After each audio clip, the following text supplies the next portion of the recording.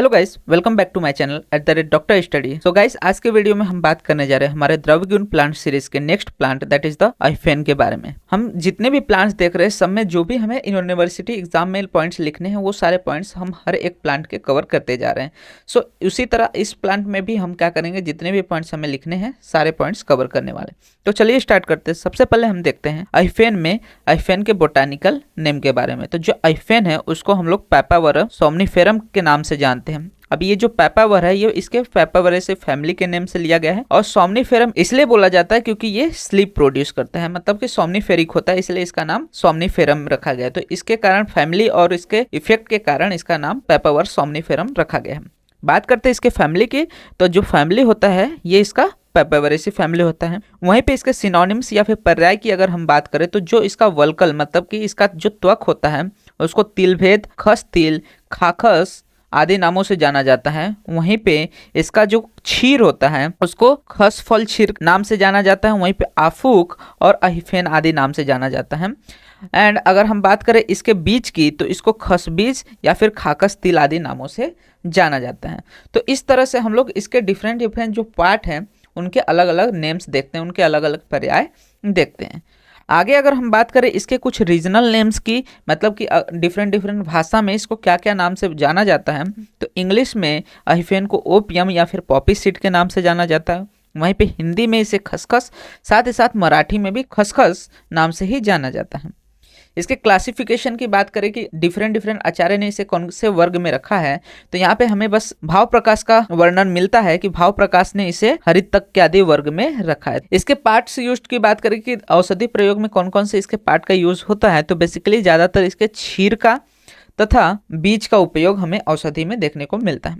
And अगर रसादी पंचक की बात करें तो जैसे डिफरेंट इसके पार्ट्स हैं उसी के अनुसार हर एक पार्ट का कुछ अलग अलग प्रॉपर्टीज देखने को मिलता है। जैसे इसका निर्यास की बात करें तो जो निर्यास होता है इसका वो तिक्त रसात्मक होता है, जो कि रुक्ष और उष्ण होता है। ये कटु विपाक, उष्णवीर और मादक प्रभाव वाला होता है, मतलब कि इसको खाने के बाद जैसे अल्कोहल पीने के इफेक्ट आते हैं वैसे इसके भी मादक इफेक्ट देखने को यहाँ पे मिलते हैं। वहीं पे अगर हम बात करें इसके फल त्वक की, तो जो फल त्वक है वो तिक्त कसाय रसात्मक होता है, लघु रुक्ष होता है, कटु होता है और शीत वीर्य वाला होता है। वहीं पे अगर हम बात करें इसके बीज की, तो जो बीज होता है अहिफेन का वो मधुर कसाय रस होता है, गुरु गुण वाला होता है। अभी तक हम लोग ने जो दो देखे वो रुक्ष और लघु थे, लेकिन जो बीज होता है वो गुरु गुण का होता है। वहीं पे इसका जो विपाक होता है बीज का वो मधुर विपाक का होता है और ये शीत वीर्यात्मक होता है। तो जो निर्यास है वो उष्ण वीर्यात्मक देखने को मिलता है और उसके फलत्वक और बीज दोनों शीत वीर्यात्मक देखने को मिलते हैं। तो इस तरह से डिफरेंट पार्ट के अलग अलग प्रॉपर्टीज देखने को मिलते हैं इन केस ऑफ द अहिफेन। आगे अगर हम बात करें इसके दोष कर्म की कि डिफरेंट दोषास्व इसके किस तरह से कर्म होते हैं, तो जो निर्यास है मतलब कि जो इसका क्षीर है वो कफर है, क्योंकि ये उष्णवीर्य वाला होता है। हम लोग ने अभी देखा कि जो निर्यास है वो उष्णवीर्य का होता है, तो उष्णवीर्य का होने के कारण ये कफ को कम करता है। वहीं पे अगर बीज की बात करें तो बीज जो है पित्तहर होता है। पित्तहर क्यों होता है? क्योंकि ये शीत वीर्य का है, तो इसी कारण से शीत वीर्य होने से ये पित्त का समन करता है। अगर इसके कर्म की बात करें तो हर एक पार्ट्स का अपना अपना स्पेसिफिक कर्म भी देखने को मिलता है। जैसे कि अगर हम लोग निर्यास की अगर बात कर रहे हैं तो निर्यास जो होता है इनका ग्राही होता है, मादक होता है, रुचिकर मतलब खाने में रुचि बढ़ाता है, अग्निवर्धक मतलब अगर अग्नि मंद हो गया है, जठरा अग्नि मंद पड़ गई है तो उसको प्रदीप्त करता है। वहीं पे ये स्तंभक होता है, वेदना स्थापक मतलब कि जहाँ पे भी दर्द हो रहा है उसको कम करने का काम करता है, और निद्राजनक होता है। ठीक है, तो ये सारे कर्म निर्यास के देखने को मिलते हैं। और वहीं पे अगर हम इसके फलत्वक की बात करें तो फलत्वक भी ग्राही देखने को मिलता है, ये भी मोह कारक होता है। ठीक है, और ये भी रुचि बढ़ाता है और अग्निवर्धक होता है। तो जो हम लोग ने फंक्शंस किस में देखे, निर्यास में देखे, वही सेम कर्म एक्शंस हमें फलत्वक में भी देखने को मिलता है। एंड अगर इसके बीज की बात करें तो बीज में डिफरेंट फंक्शंस देखने को मिलते हैं, क्योंकि बीज क्या है मधुर विपाक और शीत वीर्य का होता है, इसलिए ये बल्य और वृष्य होता है। ठीक है, तो ये याद रखना है कि जो अहिफेन है उसका जो सीड होता है उसका अलग एक्शन होता है, जो कि बल्य और वृष्य देखने को मिलता है। मतलब ये शरीर के बल को भी बढ़ाता है, साथ ही साथ वृष्यकर मतलब कि बाजीकरण होता है, मतलब रिप्रोडक्टिव हेल्थ को अच्छा करता है। इसके बाद हम बात करते हैं इसके रोगाग्नता की, कि कौन कौन से व्याधिज में हम इसको इंडिकेट कर सकते हैं, इसको प्रोवाइड कर सकते हैं, रेफर कर सकते हैं। तो बेसिकली जो निर्यास दैट इज द लैटेक्स है, जैसा हम लोग ने कर्म देखा उसी के अनुसार हम बता सकते हैं कि किस में इंडिकेशन देंगे। तो सूल जो है पेन में, अतिसार में और अग्निमांद, इन 3 डिजीजेस में हम लोग क्या करेंगे, निर्यास का उपयोग करेंगे। वहीं पे अगर बीज की बात करें तो जो बीज है उसका उपयोग दौर्बल्य और क्लैब्य में, क्योंकि हम लोग ने अभी देखा यहाँ पे ऊपर की जो बीज है वो बल्य होता है और वृक्ष होता है, मतलब कि रिप्रोडक्टिव हेल्थ को भी मेंटेन करता है और साथ ही साथ शरीर में पुष्टि भी करता है, बल प्रोवाइड करता है। तो जब दौर्बल्य हुआ है मतलब बल की कमी हुई है तो ऐसे कंडीशन में उसके बीज को देंगे। वहीं पे क्लैब्य मतलब कि इम्पोर्टेंसी, यहाँ पे रिप्रोडक्टिव हेल्थ अच्छा नहीं है तो ऐसे कंडीशन में वृक्ष होने के कारण हम लोग बीज का उपयोग करते हैं। आगे हम बात करेंगे इसके फार्माकोलॉजिकल एक्शन की। तो फार्माकोलॉजिकल एक्शन में हमें देखने को मिलता है कि जो अहिफेन है उसके एनाल्जेसिक एक्शन होते हैं, मतलब दर्द को कम करता है, हिप्नोटिक एक्शंस होते हैं क्योंकि मादक है, ये सेडेटिव होता है, निद्रा जनन होता है, नार्कोटिक है, रेस्पिरेटरी डिप्रेसेंट है, साथ ही साथ डिप्रेस करता है कफ रिफ्लेक्सेस को, और एमेटिक होता है। ठीक है, लार्ज डोजेस में वोमिटिंग सेंटर को सप्रेस करता है, लेकिन जब हम कम डोजेस ले रहे हैं तो यहाँ पे ये एमेटिक होता है। तो ये ध्यान देने का, कम डोजेस में एमेटिक है लेकिन लार्ज डोजेस में ये क्या है, वोमिटिंग सेंटर को सप्रेस करता है। तो 2 डिफरेंस देखने को मिलते हैं यहाँ पे कि कम डोज दे रहे हैं तो एमेटिक, लार्ज डोज दे रहे हैं तो वहाँ पे वोमिटिंग को रोक रहा है। ठीक है, तो ये फार्माकोलॉजिकल एक्शन देखने को मिलते हैं हमें इन केस ऑफ द अहिफेन। आगे हम बात करते हैं इसके आमयूक प्रयोग की, कि कौन कौन से डिफरेंट कंडीशन में थेरापेटिक एडमिनिस्ट्रेशन इसका देखने को मिलता है। तो सबसे पहले यहाँ पे आता है दैट इज द दारुण, मतलब कि डैंड्रफ। ठीक है, तो डैंड्रफ के लिए हम लोग क्या करते हैं कि जो अहिफेन है उसके सीड को मिल्क के साथ मिला के उसका पेस्ट बनाते हैं और उसको स्काल्प पे लगाते हैं, जिसके वजह से डैंड्रफ जो है वो डिस्ट्रॉय हो जाते हैं। वहीं पे दूसरा इसका जो प्रयोग है वो हमें देखने को मिलता है इन केस ऑफ द अतिसार, दैट इज द डायरिया। अब डायरिया में हम लोग क्या करते हैं बेसिकली कि जो अहिफेन है उसको मिक्स करते हैं विद द बार्क ऑफ कपिलू, जो स्टाइक्नस नॉक्स वामिका होता है दैट इज द कुचला, उसके बार्क के साथ अहिफेन को मिक्स करते हैं और हनी के साथ उसको देते हैं। तो ये सभी प्रकार के, मतलब जितने भी वातज पित्तज कफज जो भी डायरिया से, हर प्रकार के डायरिया को या फिर अतिसार को नष्ट करता है। तो इसके बहुत ज़्यादा इफेक्ट देखने को मिलते हैं in case of the diarrhoea. वहीं पे इसके हैबिटेट की बात करें कि कौन से रीजन में इसको ज़्यादा पाया जाता है, तो बेसिकली इसको कल्टीवेट किया जाता है more in the Uttar Pradesh, Rajasthan, Madhya Pradesh and Bihar. ठीक है, तो ये 4 रीजन में इसका ज़्यादा कल्टीवेशन देखने को मिलता है, that is the Uttar Pradesh, Rajasthan, Madhya Pradesh and Bihar. वहीं पे मॉर्फोलॉजी की बात करें तो मॉर्फोलॉजी में बोला गया है कि ये एनुअल हब है जिसमें लैटेक्स प्रोडक्शन देखने को मिलता है। वहीं पे इसका जो रूट सिस्टम है वो टैप रूट है और ब्रांच रूट देखने को मिलते हैं, और इसका स्टेम इरेक्ट होता है लेकिन हर्बेसियस है। ठीक है, वुडी स्टेम नहीं है, हर्बेसियस स्टेम है जो कि ग्रीन कलर्ड होता है, और ये सिलिंड्रिकल रहता है और हेयरी विद द लैटेक्स, क्योंकि वहाँ पे लैटेक्स देखने को मिल सकता है और हेयरी स्टेम पाया जाता है।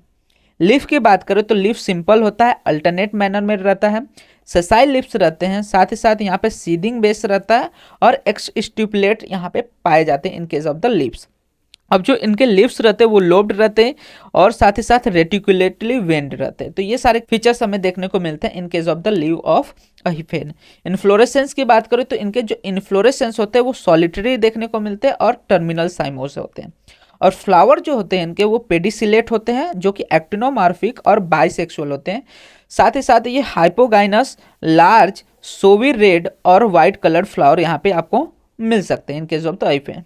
और फ्रूट की बात करें तो इनके फ्रूट बेसिकली स्मॉल होते हैं जो कि वाइट या फिर ब्लैक कलर देखने को मिल सकते हैं। तो ये था हमारा टोटल मॉर्फोलॉजी ऑफ द अहिफेन के बारे में। आगे अगर हम बात करें इसके फाइटो कांस्टेंट की कि कौन कौन से फाइटो कांस्टेंट है जिसके वजह से इसके सोम्निफेरिक या फिर एनाल्जेसिक या फिर नार्कोटिक इफेक्ट देखने को मिलते हैं, तो बेसिकली जो अहिफेन है उसमें 2 तरह के अल्कोलॉइड्स पाए जाते हैं जो कि फिनार्थिरिन सीरीज पाए जाते हैं और बेंजाइल आइसोक्विनोलिन ग्रुप्स पाए जाते हैं। अब जो पहला ग्रुप है उसमें हमें मॉर्फिन, कोडीन या फिर थेबाइन देखने को मिलता है। वहीं पे बेंजाइल ग्रुप में हमें पैपावरिन, नॉस्कोपाइन और नार्सिनिन ये सारे कंटेंट्स देखने को मिलते हैं। इसके अतिरिक्त बहुत सारे और कंटेंट्स हमें ओपीएम में देखने को मिल सकते हैं, लेकिन मेन जो हमारे कंटेंट्स है वो यहाँ पे मॉर्फिन, कोडीन और थेबाइन है, जिसकी वजह से इसके नार्कोटिक्स, डिप्रेसेंट इफेक्ट्स देखने को मिल सकते हैं। आगे अगर हम बात करें इसके मात्रा, दैट इज द डोज की, कि अगर हम लोग औषधि में इनका प्रयोग कर रहे हैं तो कितनी मात्रा में इनका प्रयोग किया जाता है, तो जो अफीम है दैट इज द लैटेक्स है उसको हम लोग 30 to 125 मिलीग्राम के डोजेस में यूज करते हैं। वहीं पे इसके चूर्ण दैट इज द पाउडर का उपयोग 1 to 2 ग्राम के डोजेस में होता है। एंड अगर हम बात करें इसके सीड की तो 2 से 5 ग्राम के डोजेस में सीड का उपयोग करते हैं। इसके बाद हम बात करते हैं इसके रिसर्च अपडेट के कि कौन कौन से रिसर्च अपडेट कैरी आउट हो रहे हैं ऑन द आइफेन। तो बेसिकली बोला गया कि जो पेपावरस सोमनिफरम एलर्जी देखने को मिलता है, मतलब कि पेपावरस सोमनिफरम अगर किसी ने कंज्यूम किया और उसमें जो एलर्जी होती है वो एलर्जी इसके टॉक्सिक इफेक्ट की वजह से नहीं होती। बेसिकली ये किसकी वजह से होती है? IgE mediated mechanism. आईजीई जो है हमारा इम्यूनिटी सिस्टम का, वही क्या करता है यहाँ पे एलर्जिक कंडीशन जनरेट करता है। ये इसके फार्माकोलॉजिकल या फिर टॉक्सिक इफेक्ट ऑफ अल्कोलाइड या फिर पॉलीफिनॉल की वजह से देखने को नहीं मिलता। तो ये रिसर्च कैरी आउट हुआ है। दूसरा रिसर्च कैरी आउट हुआ है कि जो पेपावरस सोमनिफरम है उसमें ऑरिपेविन जो है आइसोलेट किया गया है फ्रॉम द ड्राइड कैप्सूल, जो कि कहां पे आइसोलेट किया गया है? In the Tasmania. तो ये दो चीजें हमें देखने को मिलती है कि सबसे पहले जो एलर्जिक कंडीशन जनरेट होती है वो इसके टॉक्सिक इफेक्ट, फार्माकोलॉजिकल इफेक्ट या फिर अल्कोलाइड की वजह से नहीं रहती, वो बेसिकली आईजी मेडिएटेड रहती हैं। वहीं पे इसमें तास्मानिया में इसमें ऑरिपेविन नाम का एक कंपाउंड आइसोलेट किया गया है। इसके अतिरिक्त हम बात करते हैं इसके इंपॉर्टेंट फॉर्मुलेशन की कि अगर हम औषधि प्रयोग करते हैं तो किन किन कल्पनाओं में इसका औषधि प्रयोग होता है। तो सबसे पहले बोला गया कि जो आइफेन आसो है उसका प्रयोग होता है इन केस ऑफ द अतिसार और विसूचिका। ठीक है, तो अतिसार है या फिर विसूचिका है तो उसमें हम लोग आइफेन आसो का उपयोग करेंगे। वहीं पे अगर आइफेन आदि चूर्ण की बात करें तो उसका उपयोग रक्त प्रवाहिका या फिर अतिसार में देखने को मिलता है। वहीं पे अगर हम बात करें कि इसके वटिका की, तो जो वटिका है उसका उपयोग अतिसार और अग्निमांद। इसके बाद जाति फलादि जो वटी है उसका भी उपयोग अतिसार में। अग्निकुमार रस जो है उसका उपयोग अजीर्ण और ग्रहणी में देखने को मिलता है। और जो निद्रोदय रस है उसका उपयोग हमें अनिद्रा दैट इज द इंसोम्निया में देखने को मिलता है। तो ऐसे डिफरेंट डिफरेंट कल्प है जिनका हम डिफरेंट डिफरेंट डिजीज्ड कंडीशन में उपयोग करते हैं। तो सबसे ज्यादा आपको यहाँ पे क्या देखने को मिलेगा कि अतिसार में जो है आइफेन का उपयोग ज्यादा देखने को मिल रहा है। इसके आसो का भी उपयोग अतिसार में किया जा रहा है, इसके चूर्ण का भी अतिसार में उपयोग हो रहा है, इसके वटिका का भी, तथा इसके द्वारा जो जाति फलादि वटी बनाई गई है इसका भी अतिसार में उपयोग देखने को मिल रहा है। तो इसका मेन इफेक्ट जो है अतिसार पे देखने को मिलता है। साथ ही साथ इसमें जो अल्कोलॉइड्स है, ग्लाइकोसाइड्स है, उसके वजह से हमें यहाँ पे इसके नार्कोटिक इफेक्ट्स देखने को मिल सकते हैं। तो ये सारी चीजें हमें देखने को मिलते हैं इन केस ऑफ द आइफेन द्रव्य। तो ये था हमारा टोटल आइफेन द्रव्य के बारे में, जिसमें हम लोग ने जो भी एस्पेक्ट्स हमें लिखने हैं हमारे यूनिवर्सिटी एग्जाम में उन सारी चीजों के बारे में बात की। तो होप आपको अब आइफेन जो प्लांट है वो क्लियर रहेगा। एंड अगर इफ आपको कोई डाउट रहता है तो आप कमेंट सेक्शन में मेंशन कर दीजिएगा, मैं ट्राई करूंगा कि फर्दर वीडियोस में उसे क्लियर कर सकूं। सो इसी तरह के बीएमएस रिलेटेड, द्रव्य गुण प्लांट रिलेटेड एंड आयुर्वेदा से रिलेटेड वीडियोस के लिए आप हमारे चैनल को सब्सक्राइब कर सकते हैं। साथ ही साथ वीडियो को लाइक करना एंड शेयर करना मत भूलिएगा। आप हमारे इंस्टाग्राम एंड टेलीग्राम हैंडल्स को भी फॉलो कर सकते हैं, जहां पे आपको वीडियोस रिलेटेड, नोट्स रिलेटेड, साथ ही साथ बीएमएस रिलेटेड अपडेट्स प्रोवाइड हो जाते हैं।